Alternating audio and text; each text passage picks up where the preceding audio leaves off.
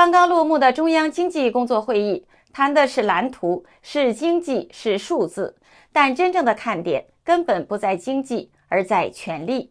官媒的一句话，央视的一个镜头，已经把中共最高层的权力地图摊在了阳光下。中央军委副主席被刻意单列，政治局委员的镜头史无前例提前播放，而张又侠又稳稳地落在了画面的正中央。这不是礼遇，这是亮牌。同一时间，新华网却悄悄删掉了对习近平的效忠标配语，两个确立，两个维护集体消失。一边是张又侠的存在感被强力放大，一边是习近平被官媒集体降温处理。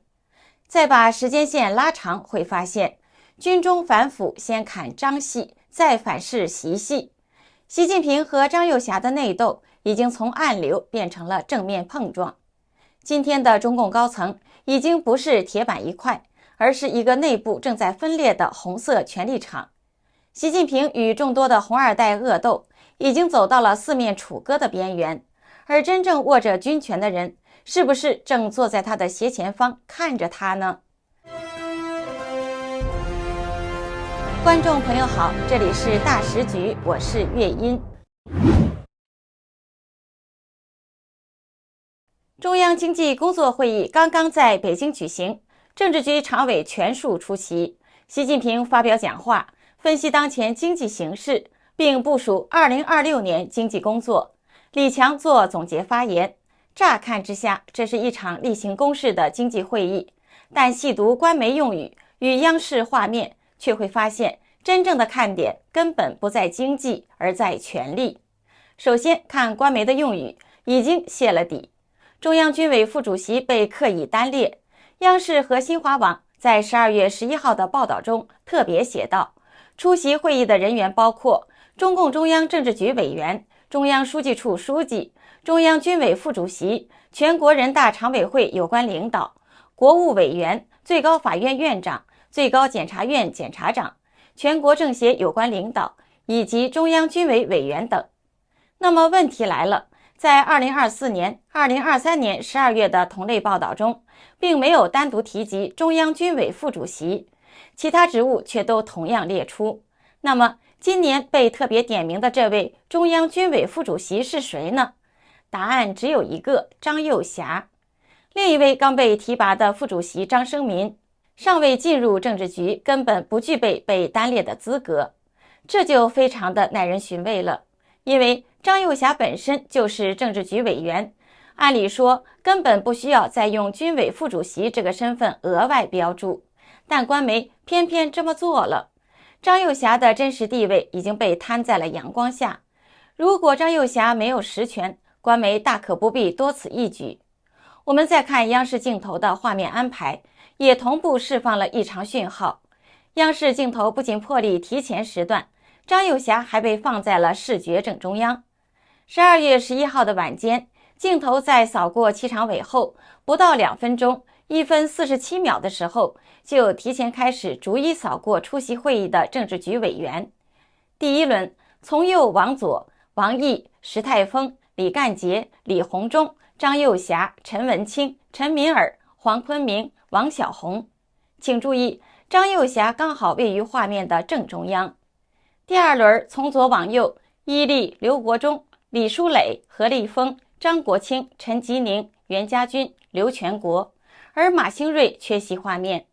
对照一下往年的镜头，这事儿就看得更清楚了。在2024年的央视新闻中，4分09秒才扫到政治局委员，2023年是4分19秒，2022年是从4分13秒开始扫过政治局委员画面的。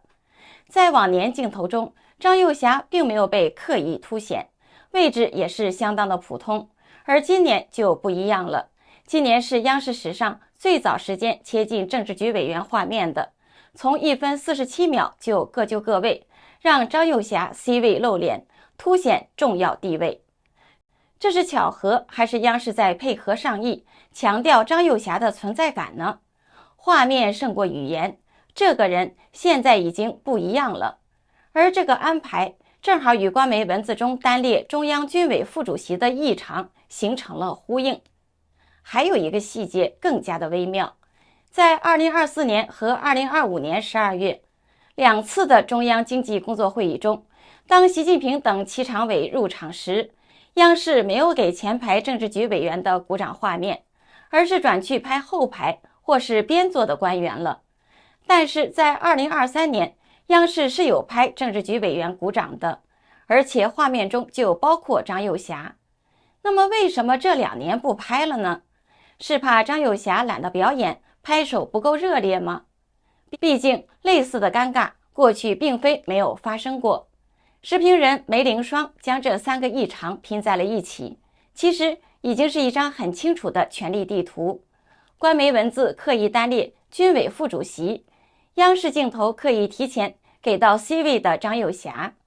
习近平入场时，政治局委员们的掌声没有响起来，这些不是偶然，而是讯号。张又侠在党内军中的实际地位应该已如传闻所说，而与此同时，习近平军权旁落，党内权威弱化，也已是不争的事实。只是值得一提的是，台上的习近平面对台下斜前方真正握着军权的张又侠，依然能够神情自若地念稿走流程。这种场面下还能演得下去，这本身也是一种本事。习近平在会议中也不得不强调，要坚持党中央集中统一领导。看来不管习愿不愿意，中央如今是要回归集体领导了。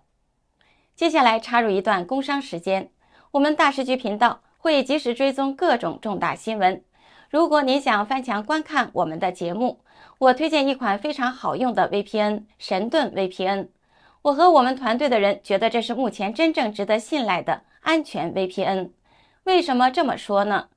很多人可能都在用 VPN， 但是传统的 VPN 存在着一个问题，它只用一台伺服器，资料经过加密传到 VPN 的伺服器，然后由同一台伺服器发送出去。也就是说，它不但知道你的来源 IP， 也知道你连去了哪里。这意味着只要那台伺服器有风险，你的整条路径就会被看得一清二楚。而神盾 VPN 采用的是独家技术，双节点 P2P 加密架构，资料会经过2台伺服器转送。第一台只知道你的来源 IP， 第二台只知道你要连的目的地，2台之间端对端加密，任何单一节点都无法还原整条通讯路径，连你自己都无法追踪你在网络上的行踪。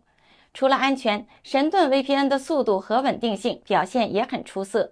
神盾 VPN 可以在全球伺服器自动切换，随时连最近最快节点，而且一个账号可用在手机、电脑、平板，可以全家分享。现在购买2年方案享65折优惠，输入我们节目的专属优惠码大时局，再打9折，30天内不满意全额退款，无风险适用。赶紧点击节目下方描述栏的购买链接购买。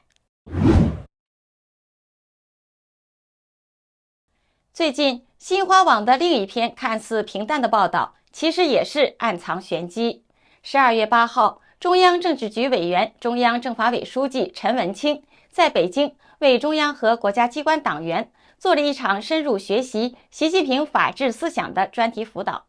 全文约500字，结构工整，分为3段。一开篇是标准的八股文的时间、人物、场合、主题。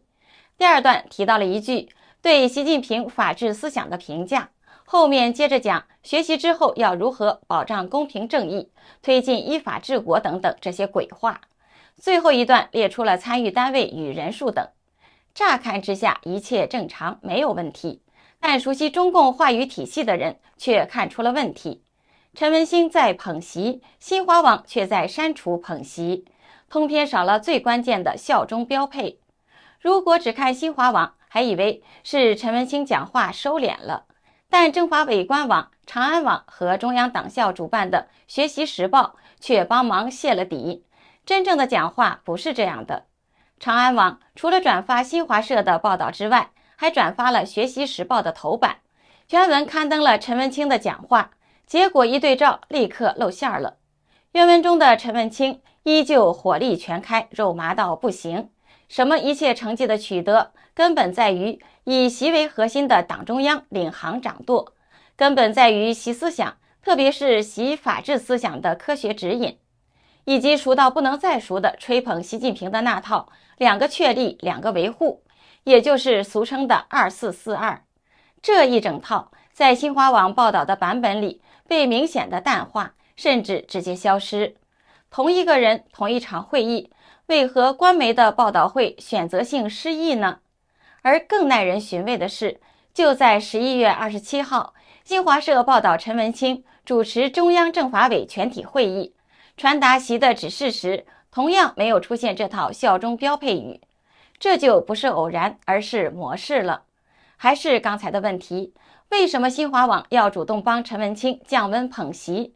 为什么要把最核心的效忠语句拿掉呢？说白了，这不是在打脸习近平吗？这不是明显的在昭告天下，习的地位已经大不如前吗？时评人周晓辉分析，官媒确实不再高调效忠，目的都是降温对习的吹捧。这意味着掌控文宣系统的应该已经不是政治局常委蔡奇了。但同时也不能忽略另一个现实，在习的军中党内亲信接连出事的情况下，陈文清仍然选择高调捧习，而中央党校刊物也选择全文刊登他的讲话。这可能有2种解读，一是高层默许的一种烟雾弹，用来遮掩权力变化；二是习派残余势力仍然试图利用舆论和既有的资源做最后的一搏。在近2年中共军中大清洗的风暴下，习近平与同为红二代的张又侠之间的关系是非常的微妙，成为了外界关注的焦点，一度被传为是现代版的鸟尽弓藏、兔死狗烹的故事。习近平先行清剿张系的人马，而随即自己却遭遇了反弹反制。时评人蔡胜坤曾在自媒体节目中分析，在中共20大后，习近平在军队内部掀起反腐风暴，张又侠成了首个被反腐的对象。尽管目标没有直接指向张又侠，但张栽培的亲信李尚福及火箭军的一大批将领，战略支援部队的一大批将领被彻底的清洗出局。随着张又侠一系列人马被清洗，导致张在很长的一段时间情绪低落，而且几次重要的会议都没有参加。但去年下半年突然出现转机，军队反腐的矛头指向了习近平来自31军的一大批亲信，包括前军委副主席何卫东和前政工部主任苗华等。蔡胜坤表示，尽管习上台以后很容易就扳倒了军中的大批元老，比如郭伯雄、徐才厚、房峰辉、张扬这些人，是因为这些人只是草根出身，不是红二代，也算不上军二代。但真正要清洗张又侠的时候，他背后的军二代、红二代对习是非常不满的，他们也不可能束手就擒。所以当张又侠被逼到梁山的时候，就不得不反击。因为真正有影响力的老军头迟浩田、傅全友、于永波、曹刚川，还包括去世的张震，都是张又侠父亲张宗逊的旧部，这也使得张又侠有底气跟习近平叫板。除了张又侠，中共前国家主席刘少奇之子、前军方上将刘源，比习近平大2岁，他是太子党中的领军人物之一。刘源曾经帮助习近平拿下了前中央军委副主席郭伯雄和徐才厚等江派人物，但得到的报答就是在2015年，刘源未到退休年龄时，就莫名其妙地退出了军界政界，被边缘化到全国人大常委会养老去了。目前刘源更是彻底退休，但他前一阵子穿军装亮相，有传言刘源已经站在了张又侠的阵营中，主管军务。而刘亚洲是红二代中受到习近平整肃最重的一个。刘亚洲之妻李小林是中共前国家主席李先念之女，作为李先念的女婿，在元老的家族的庇荫之下，2012年7月，刘亚洲升为空军上将。2016年的7月6号，刘亚洲在国防大学的一次座谈会上称，前军委副主席徐才厚在弥留之际说了2句话，一是郭伯雄的问题比我严重得多，二是大区正直的将领中没有给他送钱的只有2个人，一个是刘源，一个是刘亚洲。到了2017年初，未满65岁的刘亚洲在国防大学政委任上提前退休，之后也未按照惯例在全国人大或政协安排职位。2021年底，刘亚洲传出被调查。2023年3月，香港明报指刘亚洲涉嫌以基金会、协会等名义聚敛巨额财富，犯下了严重的贪腐案。2024年3月，有消息指刘亚洲已经被判无期徒刑，但刘亚洲案至今没有任何的官方消息。习近平的2大心腹何卫东、苗华等人都被公开处理了，一直被捂住的刘亚洲案或是军中路线斗争的一条暗线。